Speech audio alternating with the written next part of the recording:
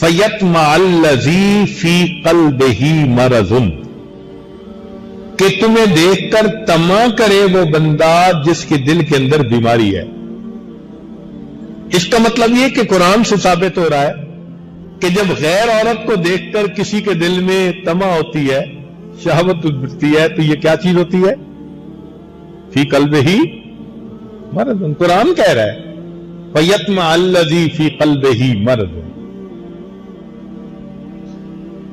اب اگر ایک بندہ مسجد سے باہر نکلتا ہے اور اس کے لیے آنکھ کو کنٹرول کرنا مشکل، ادھر بھی عورت چلتی دیکھتا ہے ادھر بھی دیکھتا ہے، تو بھائی یہ تو کنفرمیشن ہو گئی کہ اندر روگ ہے۔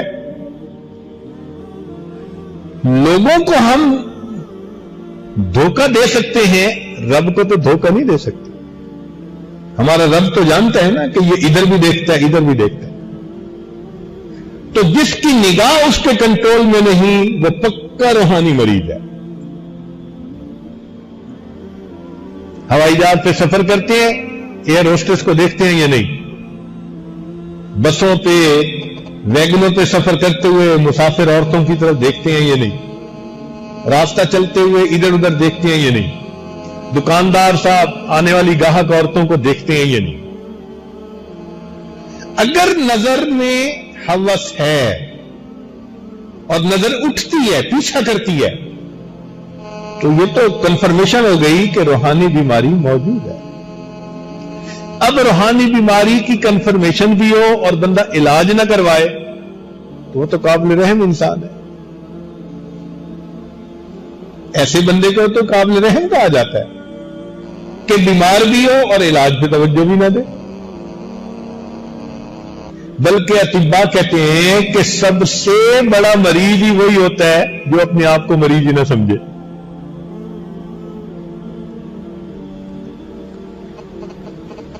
چنانچہ جن لوگوں کو ہیپیٹائٹس سی ہوتی ہے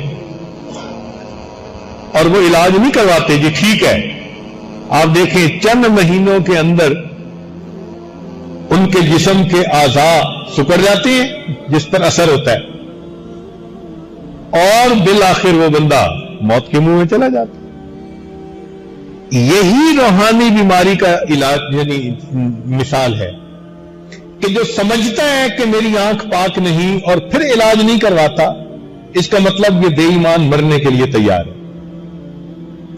چنانچہ علماء نے لکھا ہے کہ بد نظری کے بڑے نقصانات ہیں، ان میں سے ایک بڑا نقصان یہ کہ موت کے وقت بندہ کلمے سے محروم ہو جاتا ہے۔ اکثر موت کے وقت جو کلمے سے محروم ہوتا ہے بد نظری کے گناہ کی وجہ سے۔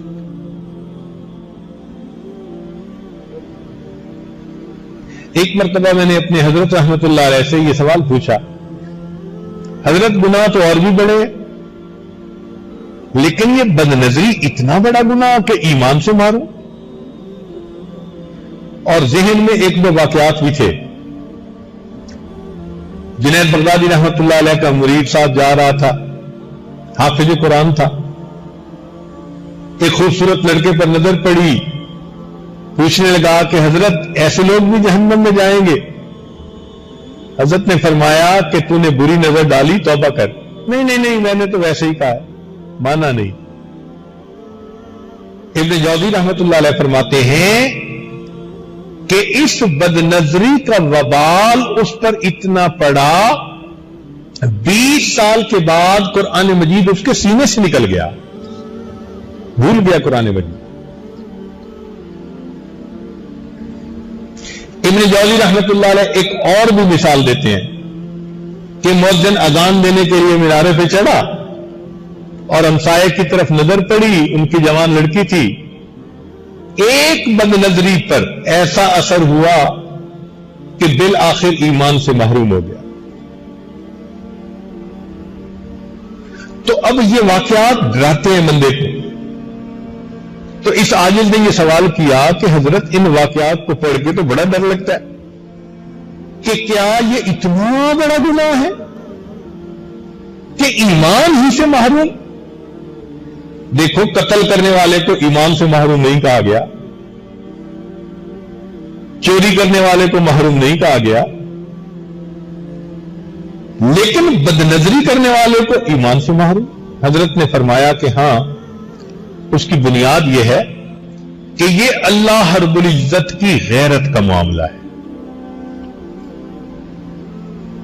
کیونکہ انسان غیر کی طرف للچائی نظر سے دیکھتا ہے. اللہ فرماتے ہیں اور تو حسن دینے والے کو بھول گیا اور حسن کے پیچھے دیوانہ بن گیا. میری طرف سے تو نے نظریں ہٹا لی, مخلوق کے اوپر نظریں جمائی. یہ جو غیرت ہوتی ہے نا, یہ برداشت نہیں کرتی. آپ دیکھیں, بیوی سب کچھ برداشت کر جاتی ہے, لیکن مرد اگر کسی غیر کی طرف نظر اٹھا کے دیکھے بیوی کو برداشت نہیں. یہی اللہ رب العزت کا معاملہ ہے.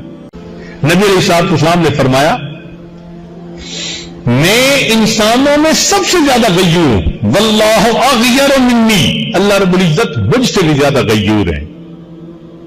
تو اس لیے یہ بدنظری بہت بڑا گناہ بن جاتا ہے. نظر نہیں آتا, لیکن یہ اس بات کی دلیل ہوتا ہے کہ انسان کا من بیمار ہے.